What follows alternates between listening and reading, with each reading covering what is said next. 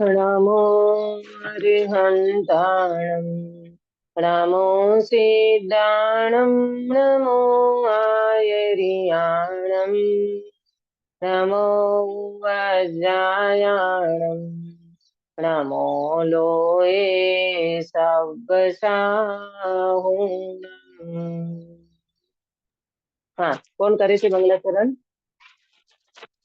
હું કયા हाँ, गिरीशભાઈ कयो। शिव उपाय करते प्रथम कारण मंगल रूप विघ्न विनाशक सुख करण नमो शुद्ध शिव भू नमो शुद्ध शिव भू। बहुत सुंदर मंगलाचरण आपने किया। सुबह मंगल प्रभात की मंगल वेला में हमारी चर्चा मोक्ष मार्ग प्रकाशक जी शास्त्र के अंतर्गत 9वें अधिकार में पंडित साहब ने तत्वार्थ श्रद्धानम सम्यक दर्शनम ये जो लक्षण बनाया उनको बहुत स्पष्टता से समझा रहे हैं कि भाई किसी भी प्रकार से सातों तत्वों का श्रद्धान होगा तो ही वो सम्यक दर्शन का लक्षण बनेगा। देखो, आपा पर का श्रद्धान हो जाए, आत्मा का श्रद्धान हो जाए, वो ऐसे नहीं होगा। पहले तो इस जीव को राग आदि से भिन्न, बंध आदि से भिन्न, मैं भगवान आत्मा वास्तव में इन राग आदि से भिन्न हूँ, बंध से भिन्न हूँ, तो पहले उनका स्वरूप जानना पड़ेगा। ऐसे डायरेक्ट कोई व्यक्ति एकदम से स्वभाव का आश्रय नहीं कर लेता। उनको जो भी परद्रव्य हैं, परद्रव्य के भाव हैं, उनके निमित्त से विभाव भाव होते हैं, उनसे भिन्न जाने बिना इस जीव को मोक्ष मार्ग का उपाय भी नहीं होता और मोक्ष मार्ग की प्राप्ति भी नहीं होती। तो इसीलिए पंडित साहब ये समझा रहे हैं। कल भी जो हमारी चर्चा चली थी तो उसमें पंडित साहब का यही कहना था कि तुम आपा पर का श्रद्धान करोगे, बात तो सही है, तुम आत्मा का श्रद्धान करोगे, आना तो वहीं पर है, लेकिन पहले आपको कहाँ से भेद विज्ञान करना होगा, किसको समझना होगा। तो बोले सात तत्वों को समझे बिना इस जीव का न तो मोक्ष मार्ग होता है और न जीव को मोक्ष की प्राप्ति होती है। इसलिए सातों तत्वों को समझना जरूरी है। आज हम चर्चा करेंगे, अपने यहाँ पर आए थे हम, हाँ, देव शास्त्र गुरु, ये चौथे नंबर का जो लक्षण बाकी है उसकी चर्चा आज अपन करते हैं। फिर आपको मैंने चार्ट भेजा है, इससे चर्चा करेंगे। देखो, प्रश्न क्या है कि 3 प्रकार के लक्षण तो बताए। एक तो तत्वार्थ श्रद्धा नाम लक्षण बताया, तत्वार्थ श्रद्धा नाम सम्यक दर्शनम ये लक्षण बताया। दूसरा आपा पर का श्रद्धान, इसको भी लक्षण बनाया। और तीसरा लक्षण बनाया आत्म श्रद्धान। ये 3 लक्षण तो बिल्कुल बनाया। अब चौथा लक्षण जो है उसकी भी चर्चा पंडित साहब करना चाहते हैं, वो भी जरूरी है, पर उसमें किस प्रकार से है वो पंडित साहब डिटेल से बताएंगे। पेज नंबर है मेरे में 325, 325, आप में देख लेना। मिला सबको? दीदी, पहले हाँ। इसमें प्रश्न है, अपने पहले जो लक्षण है उसमें के आश्रव वन संवर निजरा, वो तो हम्म। पर पर्याय जैसा है। अब अगर हम्म। लोग इसके हिसाब से हमने समझा कि मोक्ष जानना, फिर संवर निजरा जानना वगैरह, हम्म। और अगर कोई मिथ्या दृष्टि, अगर वो सिर्फ संवर निर्जरा पे ही फोकस करता रहे और मोक्ष ही भूल जाए कि नहीं मेरे को संवर निजरा करना है, संवर निजरा करना है क्योंकि मोक्ष उसी से होगा, तो हम्म। प्रयोजन तो संवर निजरा का रह गया और मोक्ष साइड में रह गया। हम्म। तो वो तो इसीलिए तो, हाँ, नहीं इसीलिए नहीं, इसीलिए पहले देखो, कल भी मैंने आपको एग्जाम्पल दिया था। बीमारी को जानना, बीमारी के कारण को जानना, बीमारी कैसे ठीक होती है उसको भी जानना, और फिर स्वस्थता पूर्ण तरीके से हो जाए उसको भी जानना जरूरी है। देखो बेटा, आपका ये कहना है कि अगर वो व्यक्ति संवर निद्रा पे रुक गया तो, है ना, और मोक्ष का लक्ष्य ही छूट जाएगा। तो ऐसा नहीं होगा, पहले वो सबको जान ले पूर्णतया। देखो, कोई व्यक्ति 10th में पढ़ता है और वो व्यक्ति को अपना करियर बनाना है, तो वो व्यक्ति को ये तो समझ में आया होगा, आना ही चाहिए कि भाई अकेले 10th पे रुकना नहीं है, मुझे तो करियर बनाना है, तो मुझे आगे बहुत बड़ी पढ़ाई अभी मेरी बाकी है। तो उनको भले वो 10th में आया है परंतु 10th के बाद भी उनकी जो पढ़ाई होगी और उससे उनका जो करियर बनेगा, वो उनकी सारी बातें लक्ष्य में होनी चाहिए। इसी तरह यहाँ आश्रव बंध ये है, संवर निद्रा ये उपाय है, और मोक्ष ये पूर्णतया उपाय नहीं, पूर्णतया प्राप्त करने योग्य है। ये उनके लक्ष्य में पूरा होना चाहिए, तब जाकर के वो व्यक्ति उपाय भी करेगा, अटकेगा भी नहीं, आश्रव बंध को छोड़ेगा भी और मोक्ष को प्राप्त करेगा। अटकने की तो बेटा बात ही नहीं है। इसलिए तो कहा सम्यक दर्शन प्राप्त कर लो तो भी कौन सी बड़ी बात हो गई, है ना। केवल ज्ञान प्राप्त कर लो तो भी कोई बड़ी बात नहीं है, वो तो आपका स्वभाव था, वो तुमने प्रकट किया, है ना। तो इस तरह से इसको समझना। ये पंडित जी का क्या कहना है कि 7 तत्वों के श्रद्धान के बिना आत्म श्रद्धा नहीं होगा। आपने आत्म श्रद्धान कर लिया, बताओ किस बेस पे करोगे। देखो एक बात समझना, जैसे उनने ये कहा कि मैं तो पर द्रव्य से भिन्न आत्मा हूं, तो पर द्रव्य में क्या लोगे, शरीर तो लोगे ना, निकट में निकट शरीर, उसको तो लोगे ना। अब मुझे बताओ ये शरीर कौन से कर्म के उदय से मिला, कुछ न कुछ तो तुमने कर्म किए हैं ना पूर्व में, जब तुम्हें शरीर मिला। तुम हो तो अशरीरी भगवान आत्मा, तो तुम्हें शरीर क्यों मिला, कुछ तो तुम्हारी गलती रही ना पूर्व में। तो वो ये कहेंगे कि हमने पूर्व में ऐसे कर्म किए तो हमें शरीर मिला। तो कर्म क्यों किए, कर्म होने का कारण क्यों कर्म तो तुम्हारे आत्मा में है ही नहीं, तो तुमने कर्म बांधे, इसका मतलब तुम्हें कुछ न कुछ परिणाम किए हैं। राग द्वेष मोह कषाय ये परिणाम किए बिना तुम्हें कर्म नहीं बंधता, कर्म नहीं बनता तो शरीर नहीं मिलता, शरीर नहीं मिलता तो जन्म मरण नहीं होता। अब तूने जो राग द्वेष किए ना, उसको ही पंडित जी कहते ये आश्रव है, कर्म का बंध किया ये बंध है। तो इसको जानो, ये गलती है तुम्हारी, और इसको जानो, और फिर इस गलती को सुधार करना हो तो संवर निद्रा प्रकट करो, रत्नत्रय प्रकट करो, रत्नत्रय प्रकट करके रुक मत जाना। अभी तुम्हारी ये तो मंजिल का मार्ग मिला है, अब मंजिल बाकी है। अब तुम्हें जो डायरेक्शन चेंज हुआ, तुम्हारी जो दिशा बदली है, अब यहाँ से गंतव्य तक पहुंचने का पुरुषार्थ करो, ये पंडित जी का यहाँ कहना है। आया समझ में। हाँ। आगे बढ़े, चलो पेज नंबर है 325। फिर प्रश्न है कि कहीं शास्त्रों में, हाँ એટલે જો કો હાફ અટકે વને ભલે બરાબર है कि यू अंके मोक्ष तो प्राप्त करे जो जाए, पर उसके बीच में हाफ अटक गए कि नहीं मोक्ष जो मैं रास्ता कर तो वो उनको स्वर्ग के ऐसा कुछ मिलेगा ना, उनको मोक्ष तो नहीं मिलेगा क्योंकि वो अटक गए, एक चीज के पीछे अटक गए कि मेरे को कर्म नहीं बांधना है, कर्म नहीं बांधना है, क्यों नहीं बांधना है वो तो हाँ मन ऐसा ना। हाँ, क्यों, सही बात है ना, क्यों, क्योंकि वो पूरा प्रॉपर नहीं समझा ना, प्रॉपर नहीं समझा। देखो बेटा ऐसा है, अगर तुम्हें मोक्ष तत्व का श्रद्धान नहीं हुआ ना, तो एक भी तत्व का श्रद्धान नहीं हुआ। यहाँ यहाँ 7 तत्वों का श्रद्धान प्रॉपर होगा ना, तब ही उनको मोक्ष मार्ग समझ में आएगा। अभी आज जो चर्चा आने वाली है ना, उससे आपको और क्लियरिटी हो जाएगी, है ना। अभी अपन चर्चा करते हैं, आपको बिल्कुल समझ में आएगा। फिर प्रश्न है, मिला सबको, 325 पेज नंबर है। दूसरा पैराग्राफ में प्रश्न रखा है कि कहीं शास्त्रों में अरहंत देव, निर्ग्रंथ गुरु और हिंसा रहित धर्म के श्रद्धान को सम्यक्त्व कहा है, सो किस प्रकार है। शास्त्र में ऐसा आता है, अरियंत भगवान हमारे देव हैं, निर्ग्रंथ हमारे गुरु हैं, और हिंसा रहित धर्म ये हमारा धर्म है, तो इनके श्रद्धान को सम्यक्त्व कहा है, सो किस प्रकार है। तो ये बात कहाँ आती है, रत्न करंड श्रावक आचार्य जी ने। रत्न करंड श्रावक आचार्य, इनकी टीका किसने लिखी है, किसी को याद है। रत्न करंड श्रावक आचार्य बहुत इजी शास्त्र है और बहुत बढ़िया शास्त्र है चरणानुयोग का, उसमें सारी बातें हैं, अकेले चरणानुयोग नहीं, सारी बातें हैं।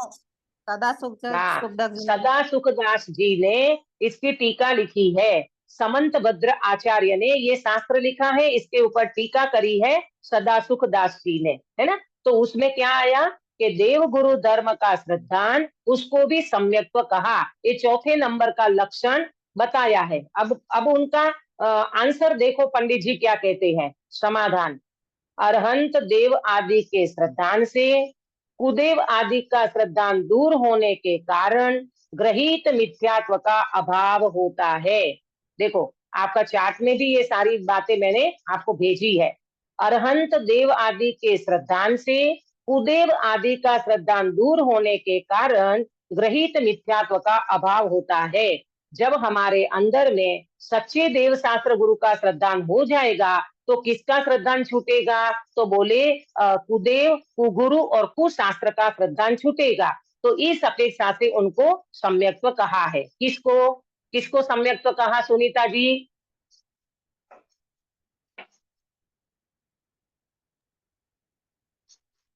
काश्मीरा देव शास्त्र गुरु को सदैव हाँ देव शास्त्र गुरु के श्रद्धान को सम्यक्त्व कहा। सच्चे देव शास्त्र गुरु लेना, सच्चे देव शास्त्र गुरु के श्रद्धान को सम्यक्त्व कहा। क्यों कहा? क्योंकि इसका श्रद्धान करने से कुदेव, कुगुरु और कुधर्म इनका श्रद्धान छूटता है, इसलिए व्यवहार से इनको सम्यक्त्व कहा। बराबर। अब सर्वथा सम्यक्त्व का लक्षण ये नहीं है। देखो सुनना ध्यान से, पंडित साहब का चिंतन देखो। सर्वथा सम्यक्त्व का लक्षण यह नहीं है। क्यों? क्योंकि द्रव्यलिंगी मुनि आदि व्यवहार धर्म के धारक मिथ्या दृष्टियों के भी ऐसा श्रद्धान होता है। कैसा श्रद्धान होता है काश्मीरा बेन द्रव्यलिंगी मुनिराज को? वही आर्यन मेरे देव है, निग्रह गुरु हाँ। मेरे गुरु है, और जैन धर्म ही हाँ। मेरा धर्म है। मतलब सच्चे देव शास्त्र गुरु हाँ। का श्रद्धान होता है। हाँ, तो भी यहाँ क्या लिखा? ये शब्द बहुत मार्मिक है। मिथ्या। क्योंकि द्रव्यलिंगी मुनि आदि व्यवहार धर्म के धारक, वो व्यवहार धर्म के धारक तो है, व्यवहार में देव शास्त्र गुरु का श्रद्धान तो रखते हैं, परंतु उनको निश्चय धर्म प्रकट नहीं हुआ है, माने सम्यक दर्शन नहीं हुआ है। तो लिखा ऐसे मिथ्या दृष्टियों के भी ऐसा श्रद्धान होता है। इसका मतलब द्रव्यलिंग धारण करके भी जीव देव शास्त्र गुरु का श्रद्धान तो कर लेता है, परंतु निश्चय सम्यक दर्शन, आत्म श्रद्धान, आत्मविश्वास, सम्यक दर्शन उसकी प्राप्ति नहीं कर सकता। इसीलिए इसको मात्र व्यवहार सम्यक दर्शन कहा। किसको? प्रेमलता जी किसको? दीदी तो इसको सच्चे गृहित देव मिथ्यात्व चला जाता है क्या? इसमें हाँ, पहले आगे लिखा है हाँ, गृहित मिथ्यात्व का अभाव होता है, मतलब हाँ। ग्रहित जाता है। देखो मैं बिल्कुल बिल्कुल मैं आपको नोट कराती हूँ। सच्चे देव शास्त्र गुरु, देखो पहले समझना, सच्चे देव शास्त्र गुरु के श्रद्धान से ग्रहित मिथ्यात्व जाता है और तत्वार्थ श्रद्धान से अग्रहित हाँ। मिथ्यात्व जाता है। क्या हाँ बोला? हाँ। सच्चे मेरा बेन देव क्या बोला? सच्चे देव। हाँ, आपका नेट चला गया। सच्चे देव शास्त्र गुरु के श्रद्धान से ग्रहित मिथ्यात्व जाता है और तत्वार्थ श्रद्धान करने से अग्रहित मिथ्यात्व जाता है। सातों तत्वों का सच्चा श्रद्धान करने से, सम्यक श्रद्धान करने से अग्रहित मिथ्यात्व जाता है।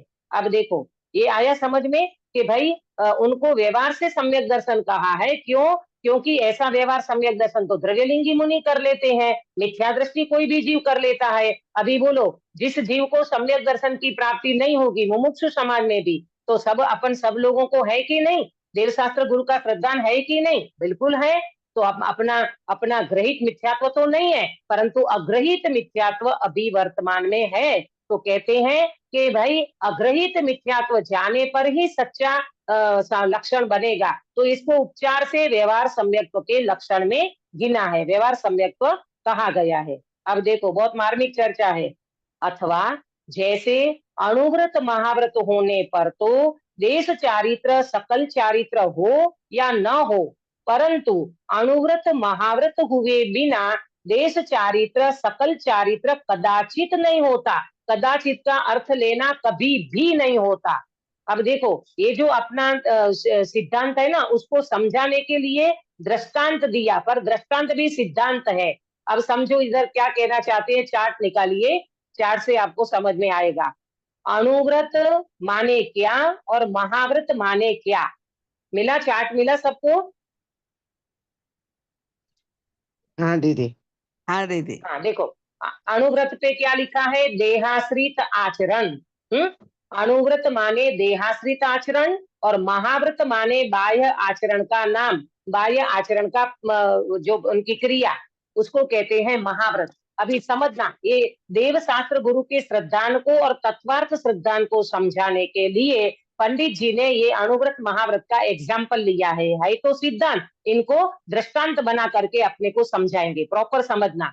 अथवा, फिर से पढ़ती हूँ, अथवा जैसे अणुव्रत महाव्रत होने पर तो देश चारित्र सकल चारित्र हो या न हो, कोई व्यक्ति अणुव्रत धारण कर लिया। अणुव्रत समझते हो? अणुव्रत माने कौन सा गुणस्थान?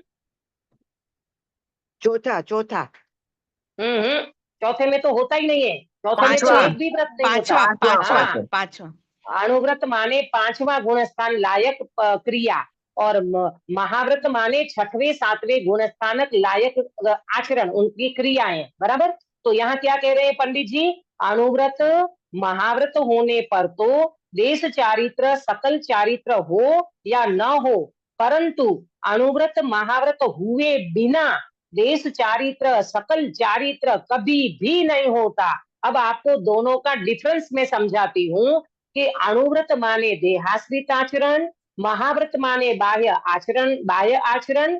अब ये तो किसी को हो, परंतु देश चारित्र और सकल चारित्र ये अगर नहीं होगा तो उनका वो सफल नहीं होगा। कहने का मतलब कि देश चारित्र सकल चारित्र ये अंत रंग की वितराग परिणति का नाम है। मिला आपको चार्ट में? देश चारित्र सकल चारित्र ये अंतरंग वितराग परिणति का नाम है। देश चारित्र माने दो कसाई चौकड़ी के अभाव में होने वाली श्रावक दशा, और सकल चारित्र माने तीन कसाई चौकड़ी के अभाव में होने वाली मुनिराज की वितराग दशा। हाँ, अब समझना कि भाई कोई व्यक्ति अणुव्रत धारण कर ले तो अणुव्रती को देश चारित्र होगा, ये जरूरी नहीं है। कोई व्यक्ति महाव्रत ले ले तो महाव्रती को सकल चारित्र होगा, ये बिल्कुल जरूरी नहीं है। क्यों? क्योंकि अणुव्रत और महाव्रत तो द्रव्यलिंगी भी धारण कर लेते हैं, मिथ्या दृष्टि भी धारण कर लेते हैं, तो क्या उनको देश चारित्र सकल चारित्र हो जाएगा? सुधाबेन? नहीं होगा दीदी। नहीं होगा। देखो अब चार्ट में देखो, अणुव्रत महाव्रत हुए बिना देश चारित्र सकल चारित्र कभी भी नहीं होता। ये समझना, अणुव्रत धारण कर लिया, महाव्रत धारण कर लिया तो उनको देश चारित्र हो जाएगा, पंचम गुणस्थान हो जाएगा, छठवां सातवां हो जाएगा, कोई जरूरी नहीं है। इसलिए मैंने आपको 3 प्रकार के द्रव्यलिंगी बताए थे। पहले गुणस्थान वाला द्रव्यलिंगी, चौथे गुणस्थान वाला द्रव्यलिंगी और 5वें गुणस्थान वाला द्रव्यलिंगी। हाँ, तो ये द्रव्यलिंग तो कहा जाता है। कोई पहले गुणस्थान वाला है वो मिथ्या दृष्टि मुनि है, कोई चौथे गुणस्थान में है वो सम्यक दृष्टि मुनि है, कोई 5वें गुणस्थान में है वो दो कसाई के अभाव वाले मुनिराज है। परंतु उनको क्या कहते हैं, उनको अगर सच्चा महाव्रत तब कहलाएगा जब उनको सकल चारित्र प्रकट होगा। तो सकल चारित्र माने तीन कसाई चौकड़ी के अभाव में होने वाली वितराग दशा। आया समझ में? तो क्या समझ में आया आप लोगों को? अणुव्रत अलग चीज है, महाव्रत अलग चीज है। अणुव्रत महाव्रत देहाश्रित क्रिया है और देश चारित्र सकल चारित्र अंतरंग में होने वाली वितराग दशा का नाम है। गिरीश भाई आपको समझ में आया? अब मैं प्रश्न पूछती हूँ, जितने अणुव्रती है वो सारे, जितने अणुव्रती हैं वो सब देश चारित्री होंगे, और जितने महादेश चारित्री हैं वो महाव्रती होंगे। अरे सॉरी, जितने महाव्रती हैं वो सकल चारित्री होंगे। नहीं, ऐसा नहीं होंगे जरूरी दीदी। नहीं है, नहीं होंगे। गिरीश भाई? हाँ, जरूरी नहीं है, हाँ, क्यों क्यों क्यों क्यों क्या शर्त रखी थी आगे?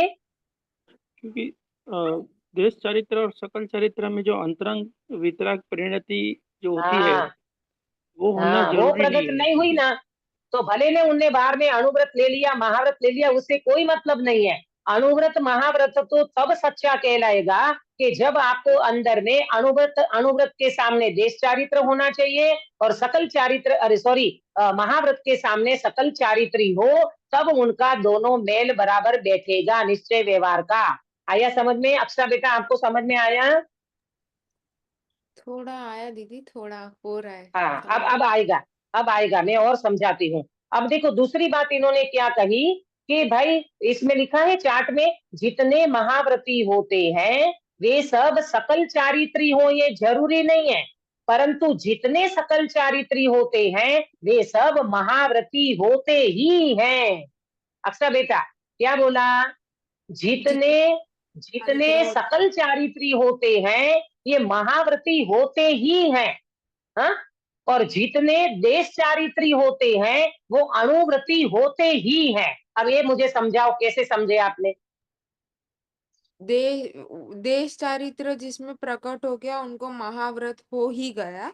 महाव्रत नहीं, नहीं, अणुव्रत अणुव्रत। हो ही गया और सकल हाँ, चारित्र जिन प्रकट हो गया उनको हाँ, महाव्रत हो ही गया। पर जिनको हो ही महाव्रत गए। हो गया को जरूरी नहीं है कि वेरी गुड। सकल चारित्र हो, और जिनको हाँ, अनुव्रत उनको जरूरी नहीं है देश चारित्र हो।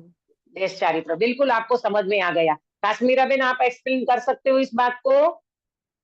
हाँ दीदी, वही मतलब जिसको भले देश देश चारित्र प्रकट हुआ है उसको अनुव्रत होगा ही, और जिसको सकल चारित्र प्रकट हुआ है उसको महाव्रत होगा ही।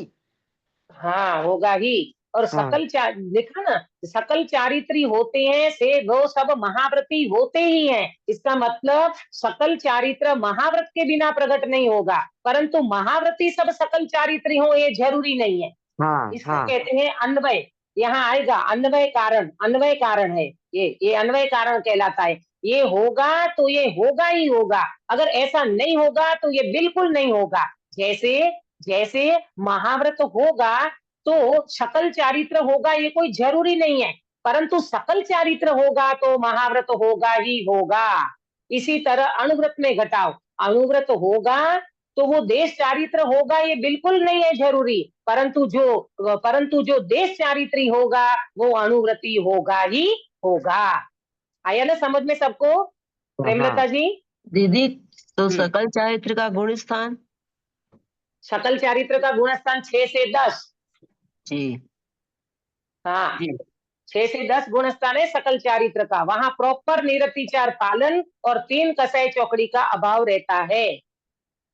बराबर? अब देखो, आगे बढ़ती हूं मैं इसमें। क्या, हाँ, इसलिए इन व्रतों को अन्वय रूप कारण जानकर, अन्वय माने इसके होने पर ये होता है, इसके नहीं होने पर ये नहीं होता, तो अन्वय रूप कारण जानकर कारण में कार्य का उपचार करके इनको चारित्र कहा है। अब मुझे कौन बताएगा कारण क्या लेना और कार्य क्या लेना? इसमें कारण क्या और कार्य क्या? जो चारित्र प्रकट हुआ वो तो कार्य हुआ, मतलब हाँ, और अणुव्रत किसके कारण से? अणुव्रत और महाव्रत कारण बना और देश चारित्र सकल चारित्र कार्य हुआ, तो उसका उपचार कर दिया, क्योंकि इसके बिना ये होता नहीं है ना। अगर कोई व्यक्ति सकल चारित्री है तो सकल चारित्री महाव्रत के बिना नहीं होगा, तो महाव्रत को बनाया कारण, और जो कार्य हुआ सकल चारित्र का वो हो गया कार्य। तो ये कारण कार्य में उपचार करके इनको चारित्र कहा है। किसको चारित्र कहा है अंकित भैया? उपचार से किसको चारित्र कहा? अनुव्रत और महाव्रत को। वेरी गुड बेटा। अणुव्रत और महाव्रत को उपचार से चारित्र कहा। और वास्तविक चारित्र क्या है? वास्तविक सकल चारित्र अक्षा बेटा क्या है? सकल चारित्र और देश चारित्र। हाँ, वेरी गुड, क्योंकि वो अंतरंग की वितराग दशा है, वो है वास्तव में देश चारित्र और सकल चारित्र। मैं खुश हो जाती हूँ ये बच्चे सुनते हैं ना, ऐसा लगता है सुबह सुबह देखो कैसे आपके यहाँ तो रात होगी ना, है ना? शाम हाँ, के 7 हमारे यहाँ बजे। दिन। हाँ, आपके यहाँ तो रात है, बताओ। और ऐसे ऐसे में आप ये तत्व सुन रहे हो, और ये बड़े अपने क्या टोडरमल जी साहिब का, एकदम साइंटिस्ट टोडरमल जी साहिब, ऐसे तत्व चिंतन, ऐसा उनका मौलिक चिंतन गजब का है, और ये आप सुन रहे हो, मैं तो खुश हो रही हूँ। उसी प्रकार अरहंत देवादिक का श्रद्धान होने पर, तो अब देखो ये दृष्टांत घटाया, अब अपने को घटाना पंडित जी को सिद्धांत पे है। कौन सा सिद्धांत? तत्वार्थ श्रद्धान और देव शास्त्र गुरु का श्रद्धान, इसको अभी समझाएंगे। उसी प्रकार अरहंत देवादिक का श्रद्धान होने पर तो सम्यक्त्व हो या न हो, हाँ, परंतु अरहंत आदि का श्रद्धान हुए बिना तत्वार्थ श्रद्धान रूप सम्यक्त्व कदाचित नहीं होता। कदाचित माने कभी भी नहीं होता।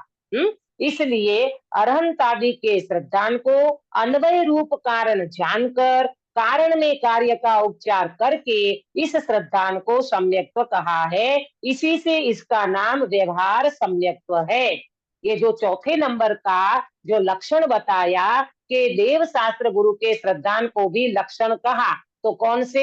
व्यवहार लक्षण कहा, व्यवहार सम्यक्त्व कहा देव शास्त्र गुरु के श्रद्धान को। अब पंडित जी यहाँ क्या समझाते हैं? जैसे ऊपर दृष्टांत बताया था देश चारित्र सकल चारित्र का, यहाँ सिद्धांत में घटित करते हैं कि उसी प्रकार अरहंत देवादिक का श्रद्धान होने पर तो सम्यक्त्व हो या न हो, ये इसको कौन समझाएगा? अपने सुनीता जी आप बता सकते हो कि अरंत देव का श्रद्धान होने पर सम्यक तो हो या ना हो, इसका क्या मतलब? जैसे कि अगर श्रद्धान तो है लेकिन अंतरंग हाँ। वो नहीं है, तो उससे सम्यक हम्म। अंतरंग दशा मतलब वो उत्पन्न नहीं हुई है करके, या बराबर। स्वाध्याय ये नहीं किया है, तो वो सम्यक दर्शन। खाली सम्यक दर्शन नहीं हुआ है, तो हमें पता नहीं कि तो वो उसको मात्र क्या है? सम्यक्त्व है। हाँ बराबर। हाँ। क्यों? उनको देव शास्त्र गुरु का तो श्रद्धान है, परंतु हाँ। अंदर में सम्यक तो हो या ना हो, जरूरी नहीं है कि वो सम्यक दृष्टि ही हो, है ना? तो उनको देव शास्त्र गुरु का श्रद्धान है, परंतु अंदर में सम्यक दर्शन हो या ना हो ये कोई जरूरी नहीं है। परंतु अरंत आदि का श्रद्धान हुए बिना तत्वार्थ श्रद्धान रूप सम्यक तो कभी भी नहीं होता। इसको कौन एक्सप्लेन करेगा? अपने सुधा बेन। दीदी एक बार सवाल फिर से बोलो दीदी एक बार। मैं ये कह रही हूँ, इसमें लिखा कि अरंत आदि का श्रद्धान हुए बिना तत्वार्थ श्रद्धान रूप सम्यक तो कभी भी नहीं होता, इसका क्या मतलब? अरंत आदि का स्वरूप तो जान लिया, पर अपना जो स्वरूप आत्म श्रद्धान जो है उसको नहीं जाना, तब तक सम्यक तो नहीं होगा ना।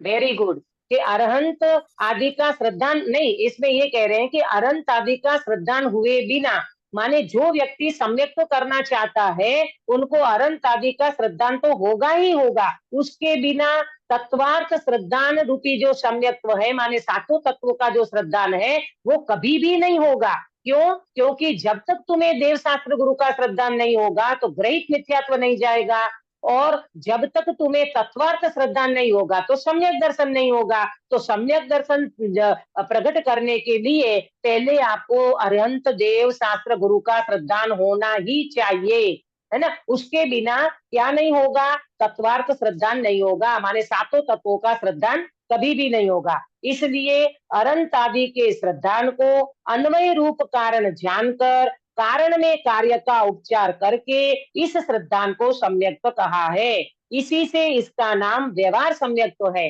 अब प्रेमलता जी बता सकते हो इसमें कारण कौन और कार्य कौन?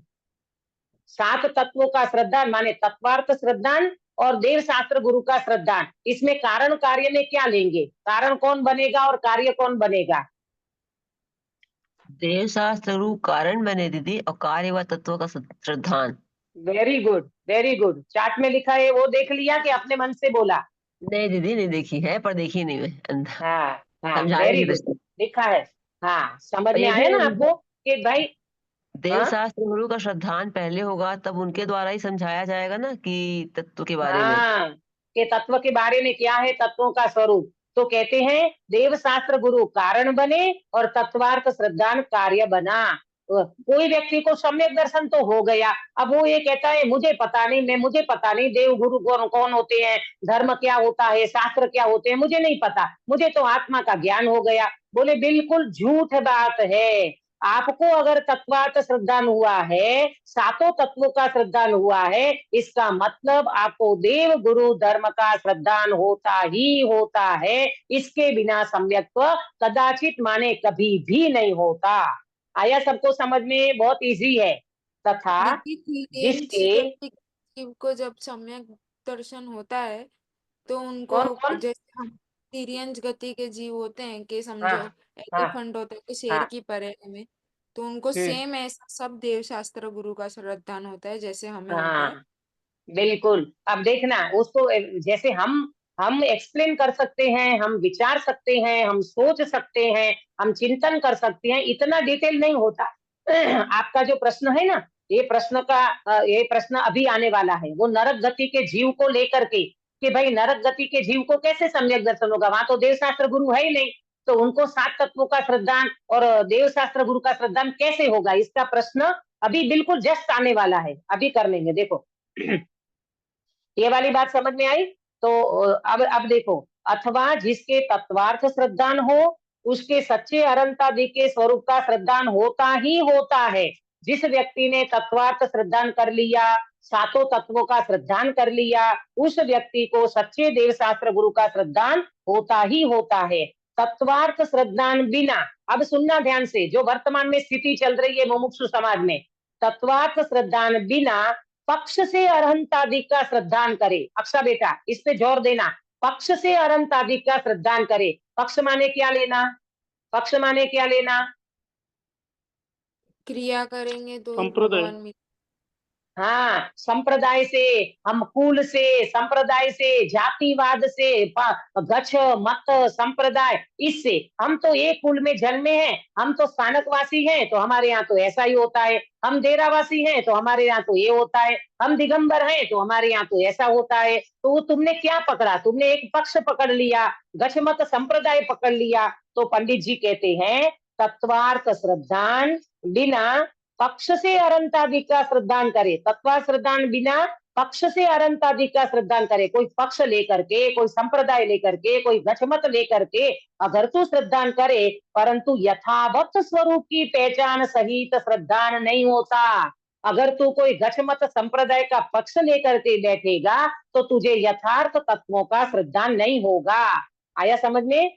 तथा जिसके सच्चे अनंतादि का स्वरूप पहचानने से जीव अजीव आश्रवादी की पहचान होती है। अगर कोई व्यक्ति सच्चे देव शास्त्र गुरु को स्वरूप समझता है तो उनको जीव अजीव आदि की पहचान अवश्य होती है। क्यों? क्योंकि वो तो सच्चे देव शास्त्र गुरु का स्वरूप समझा है और फिर उनके माध्यम से सातों तत्वों का स्वरूप उनको समझ में आ जाता है। आया सबको समझ में? कोई प्रश्न नहीं? देखो अब जो प्रश्न आने वाला है ना अक्षय बेटा, वो आपका आंसर आएगा। इस प्रकार इनको परस्पर अविनाभावी जानकर, अविनाभावी मतलब ये होने से ये होता है और ये नहीं होने से ये नहीं होता। हाँ, आत्मा है तो ज्ञान है, ज्ञान है तो आत्मा है, आत्मा नहीं तो ज्ञान नहीं, ज्ञान नहीं तो आत्मा नहीं। ये परस्पर अविनाभावी होता है। ये होने पर ये होता है और ये नहीं होने पर ये नहीं होता है। देखो तो अनंत आदि के श्रद्धान को सम्यक्त्व कहा है। अविनाभावी माने अगर तुमको तत्वार्थ श्रद्धान है तो देव शास्त्र गुरु का श्रद्धान होता ही होता है। ये परस्पर अविनाभावी है। देव शास्त्र गुरु का श्रद्धान है, इसका मतलब तुम्हें सात तत्वों का श्रद्धान होगा ही होगा। अभी भले ना हो पर होगा उसको, क्योंकि वो सच्चे देव शास्त्र गुरु के परिकर में आया है। अब देखना जो प्रश्न है वो बहुत मार्मिक है। यहाँ प्रश्न है कि नारक आदि जीवों के देव कुदेव आदि का व्यवहार नहीं है, है ना? नरक गति में तो कोई ऐसा देव कुदेव का व्यवहार नहीं है। अपने यहाँ ग्रहित मिथ्यात्व है। आपको मालूम है नरक गति में अकृत्रिम चैतालय तो है, नरक गति में जिनालय तो है, अकृत्रिम चैतालय तो है, परंतु नरक गति में शंकर का मंदिर, सिद्धि विनायक, गणेश का मंदिर, फलाना ढिकाना कुछ भी नहीं है वहां ग्रहित मिथ्यात्व, एक भी नहीं है वहां ग्रहित मिथ्यात्व। न अड्डा है उसका और न कुछ कुदेव को गुरु को शास्त्र भी है और न सच्चे देव शास्त्र गुरु का फिजिकली कोई उसको वहां प्रत्यक्ष में कोई भी नहीं है ना, उनको देव शास्त्र गुरु भी नहीं है वहां प्रत्यक्ष में, कोई समोसरण थोड़ी है वहां, कोई सिमंदर भगवान, कोई अरियंत भगवान कुछ नहीं है। तो कहते हैं कि यहाँ प्रश्न है कि नरक आदि जीवों के देव कुदेव आदि का व्यवहार नहीं है, तो देव कुदेव आदि का व्यवहार कहाँ होता है अक्षा बेटा? मात्र ने मात्र मनुष्य गति में, मनुष्य गति में। अपन यहाँ व्यवहार करते ना, कोई कुल देवी को मानता है तो उसका ज्वार भट्टा करेगा, उसको पेड़ी चढ़ाएगा, उसको ये करेगा वो करेगा। एक देव कुदेव का तो यहाँ ज्यादा चलता है मनुष्य गति में, और उनके सम्यक तो पाया जाता है। किसको सम्यक तो पाया जाता है? नरक गति के जीवों में देव कुदेव का कुछ व्यवहार है ही नहीं और उनको सम्यक तो पाया जाता है, बराबर। इसलिए सम्यक तो होने पर अनंत आदि का श्रद्धान होता ही होता है, ऐसा नियम संभव नहीं है। आपके प्रश्न को हम रॉन्ग कर दिया उन्होंने। कहते हैं कि नारकी का जीव तो सम्यक दृष्टि भी होता है, तो इसलिए सम्यक तो होने पर अरहंत आदि का श्रद्धान होता ही होता है। जो आगे कहा ना कि जिसको तत्वार्थ श्रद्धान होता है उनको देव शास्त्र गुरु का श्रद्धान होता ही होता है, तो ये बात रॉन्ग हो गई। क्यों रॉन्ग हो गई? अंकित बेटा बताएगा। प्रश्न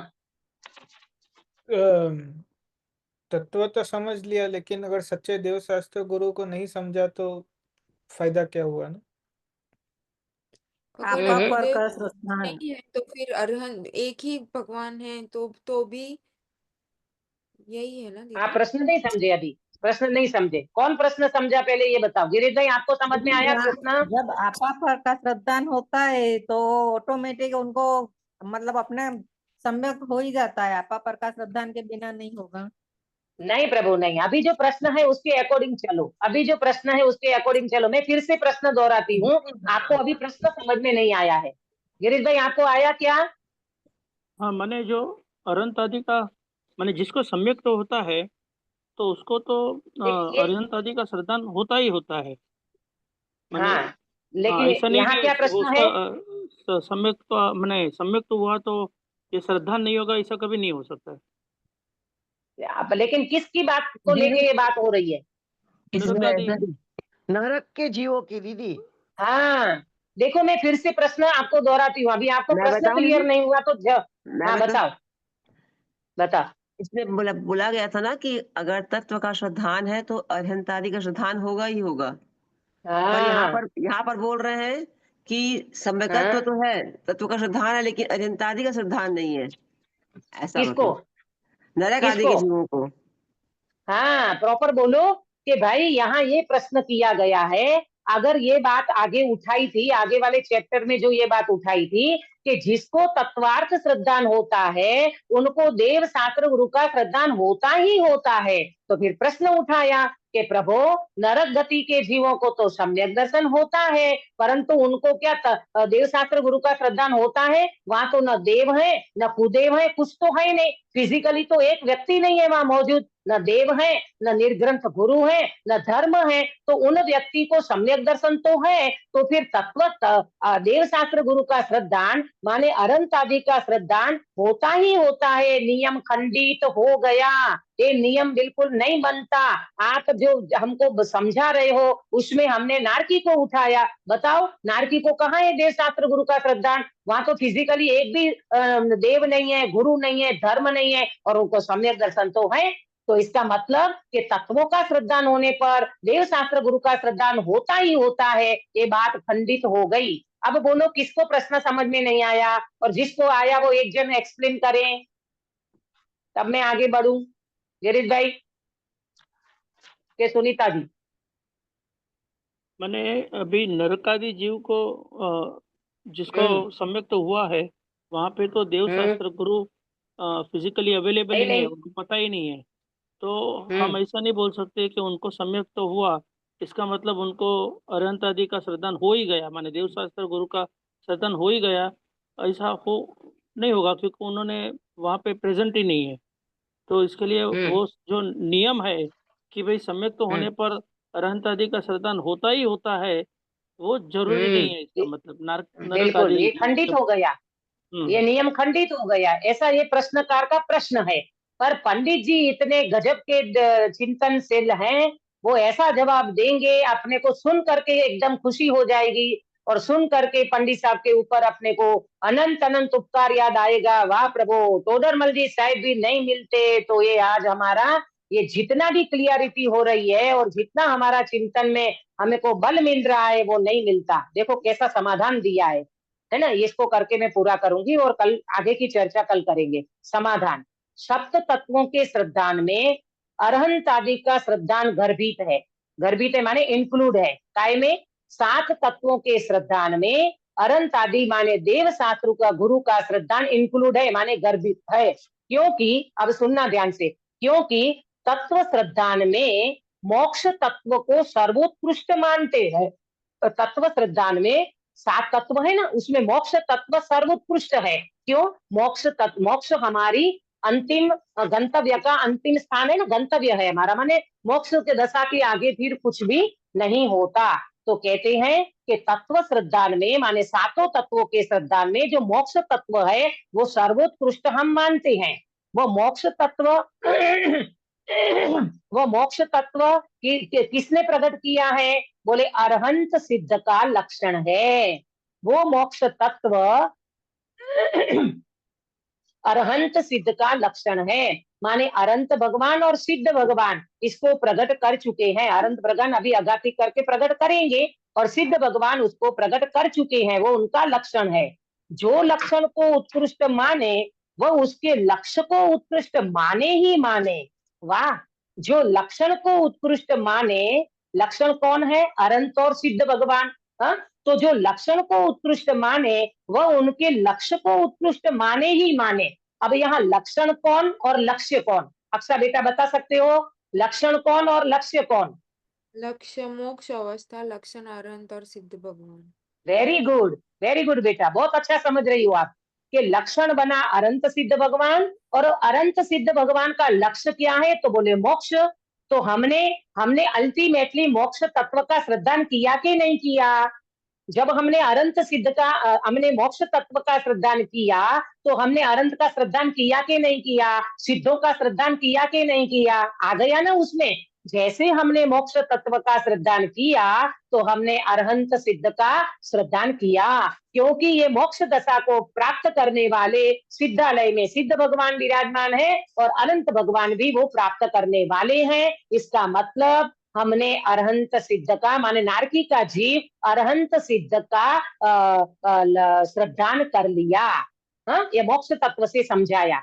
ये अब देखना, ये मोक्ष तत्व से देव का स्वरूप समझाया। हाँ, ये बात कर रहे थे ना कि फिजिकली वहां देव है नहीं, फिजिकली गुरु नहीं है, फिजिकली धर्म नहीं है, तो अब कैसे समझे उनको? तो फिर ऐसा मतलब हुआ कि नारकी के जीव को सम्यक दर्शन तो है परंतु देव शास्त्र गुरु का श्रद्धान नहीं है। ऐसा तो 3 काल में होता नहीं है ना? ऐसा तो 3 काल में होता नहीं है। तो ये कैसे समझा रहे हैं? वो मोक्ष तत्व से लेकर के अरहंत देव को समझाया कि अरहंत देव माने हमारे देव हैं, अरहंत को हम मानते हैं। नारकी का जीव अरहंत को मानता है, नारकी का जीव सिद्ध को मानता है, माने देव को मानता है। वो फिजिकली हमारी तरह से वहां नहीं मिलेंगे, भगवान के नहीं मिलेंगे उनको कोई फिजिकली व्यवस्था, परंतु उनके श्रद्धान में, उनकी परिणति में कैसे होती है देव का श्रद्धान, ये उनने मोक्ष तत्व से बताया। अब देखो दूसरा। हाँ, आपको समझ में आ रहा है ना सभी को? मैं कहीं स्पीड में तो नहीं जा रही काश्मीरा बेन? नहीं दीदी, आ रहा है, बराबर बराबर जा रहे हो दीदी। जा रहे हो बराबर? हाँ हाँ हाँ। यहाँ कहा कि मोक्ष तत्व तो अरहंत सिद्ध का लक्षण है, तो इस लाइन में मोक्ष तत्व को लक्षण बताया। फिर उसके बाद बोला कि जो लक्षण को उत्कृष्ट माने, तो यहाँ पर मोक्ष तत्व को उत्कृष्ट माने ऐसा नहीं समझेंगे। नहीं, जो लक्षण को उत्कृष्ट माने, अगर हम अरिहंत और सिद्ध भगवान को उत्कृष्ट मानते हैं तो सिद्ध भगवान और अरिहंत भगवान का लक्ष्य क्या था? सिद्ध दशा माने मोक्ष। सिद्ध दशा कहो कि मोक्ष, तो वो मोक्ष लक्ष्य हो गया। तो हम उनको उत्कृष्ट क्यों ना माने? मानेंगे ही मानेंगे। तो ये नारकी का जीव जब मोक्ष को उत्कृष्ट मानता है तो मोक्ष को प्रकट करने वाले जो हमारे अरिहंत देव हैं, हमारे सिद्ध भगवान हैं, उनको देव क्यों नहीं मानेगा? आया ना समझ में? उसको देव मानेगा ही मानेगा, ये बात है। लेकिन नारकी के जीव को मोक्ष उत्कृष्ट है वो कैसे पता चलेगा? ऐसे पता चलेगा कि नारकी का जीव 7 तत्व का स्वरूप समझता है ना। 7 तत्व में मोक्ष तत्व को भी समझता है, भले उनको बोलना नहीं आता, डेफिनेशन नहीं आता, परिभाषा ही नहीं समझता, वो व्यक्त नहीं कर सकता, परंतु भाव भाषण गिरिजबाई 7 तत्वों का नारकी को होता ही होता है। इसके बिना उनको सम्यक दर्शन नहीं कहलाएगा। लेकिन दीदी देखो मैंने एग्जाम्पल नरक में से तो डायरेक्ट मोक्ष में नहीं जा सकते ना हम लोग। तो मोक्ष में जाने की क्या बात है? यहाँ तो 7 तत्वों का श्रद्धान करने की बात है, सम्यक दर्शन की बात है सुनीता जी। यहाँ मोक्ष में जाने की फिजिकली बात नहीं हो रही है। हाँ। आया ना समझ में? ऐसा है कि नारकी के जीव को पहले सम्यक्त्व ले लिया है और फिर नरक गति में गए हैं, जैसे श्रेणी राजा है। ना, ऐसी कोई जरूरी नहीं है, वैसा कोई जरूरी नहीं है। नरक गति में रहने के बावजूद वो सम्यक्त्व प्राप्त कर सकते हैं। कर सकता है। देखो मैं बताऊं आपको, गिरीश भाई पहले भी बताया है, 7वीं नरक में जीव, ध्यान से सुनना, 7वीं नरक में जीव सम्यक दर्शन लेकर के जा नहीं सकता और 7वीं नरक से सम्यक दर्शन लेकर के निकल नहीं सकता। फिर भी 33 सागर तक 7वीं नरक का जीव सम्यक दर्शन को रख सकता है, यानी प्रकट करके वहां बनाए रख सकता है। और ऐसे कितने जीव हैं अभी वर्तमान में? तो बोले असंख्य जीव सम्यक दर्शन लेकर के बैठे हैं। वो असंख्य जीवों को सातों तत्वों का श्रद्धान भी है और देव शास्त्र गुरु का भी श्रद्धान है। आया समझ में? तो दीदी जब उनका काल आएगा तो सम्यक दर्शन छूट जाएगा। हाँ, वो जब नहीं वो नियम 7वीं नरक का नियम बता रही हूँ। 7वीं नरक से निकलेगा, सुनो, 7वीं नरक से जीव निकलेगा तो सम्यक दर्शन छूटेगा ही छूटेगा। क्यों छूटेगा? क्योंकि उनको क्रूर पर्याय में जाना है, तिर्यंच गति में शेर बनना है, वाघ बनना है, जो भी बनना है, उनका सम्यक दर्शन अवश्य छूटेगा और फिर वो तिर्यंच गति में जाएगा। आया समझ में? दीदी सम्यक दृष्टि जीव अगर नरक का है तो वो तिर्यंच में जाएगा, तो वो मनुष्य नहीं बनेगा वो? सातवां वाला मतलब मनुष्य नहीं बनेगा ना। नहीं, 7वीं नरक नहीं, सुनो, 7वीं नरक वाला जीव नियम से तिर्यंच गति में ही जाता है, वो मनुष्य नहीं बन सकता। उसके बाद तिर्यंच गति के बाद कोई ऐसा सुकृत्य करेगा तो फिर जा सकता है। तो दीदी ठीक है? 1 से 6 नरक वाला लेके जा सकते हैं सम्यक दर्शन। नरक में से निकल के 1 से 6 नरक में अगर सम्यक दृष्टि है तो वहां से वो निकलेगा तो सम्यक दर्शन साथ में लेके जा सकता है। लगभग ऐसा हो सकता है। लगभग में मैं आपको एकदम कॉन्फिडेंस से नहीं बता सकती हूँ, परंतु 1 से 6 नरक में से निकल करके जीव सम्यक दर्शन लेकर के निकल सकता है। 1 से 6 नरक तक का ये प्रश्न है इन लोगों का। 1 से 3 निकल के तीर्थंकर बढ़ सकते हैं? नहीं, वो तो बता है, लेकिन सम्यक तो की बात है बेटा। तो निकल सकता है, ये सीमा दीदी को ज्यादा ध्यान देता है ना। तो 1 से 6 नरक का जीव सम्यक तो लेकर के निकल सकता है। जैसे मैं पहली नरक का बताऊं तो हमारे श्रेणिक महाराजा है, तो वो सम्यक तो लेकर के निकलेंगे ना, तो साइड सम्यक दृष्टि है, तो निकल करके मनुष्य भाव में आएंगे और यहाँ दीक्षा धारण करेंगे, केवल ज्ञान प्राप्त करेंगे, तीर्थंकर बनेंगे, फिर मोक्ष में जाएंगे। निकल के तीर्थंकर हो सकते हैं। हाँ, वो तो पता है। 1, 2 और 3 नरक का नारकी निकल करके तीर्थंकर बन सकता है। ठीक है? तो ये हमारी मोक्ष तत्व के माध्यम से किसका बात हुई? हमारे देव की बात चली कि देव गति के जो देव है ना, वो वास्तव में देव गति के देव नहीं, सॉरी, वितरागी देव का श्रद्धान नारकी को मोक्ष तत्व के माध्यम से होता है। मोक्ष को प्राप्त करने वाले अनंत देव हैं, तो उनका श्रद्धान उनको हो गया। अगर उन्हें मोक्ष तत्व का श्रद्धान किया तो मोक्ष दशा को प्राप्त करने वाले अनंत देव सिद्ध भगवान है, तो उनको मोक्ष तत्व का श्रद्धान हुआ। अब आगे की चर्चा अपन कल करेंगे, समय हो चुका है, मैं यहाँ विराम लूंगी, परंतु आप इसमें पढ़ना और कल अपन इसकी डिटेल से चर्चा करेंगे कि पंडित जी का कैसा चिंतन है। वो अपने को ये लगता है कि फिजिकली कोई वहां होना चाहिए, जरूरी नहीं है। उनकी गतिजन्य व्यवस्था ही ऐसी है, बताओ क्या करे।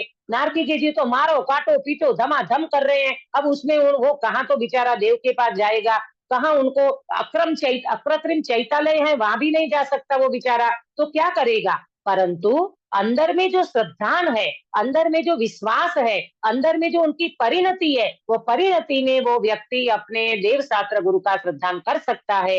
ये पंडित जी यहाँ पर समझा रहे हैं और डिटेल से अभी ये सातों तत्व आएंगे इसमें और देव गुरु धर्म को घटित करेंगे, उसकी चर्चा कल करेंगे। अभी का समय हो गया है, इसलिए विराम लेती हूँ।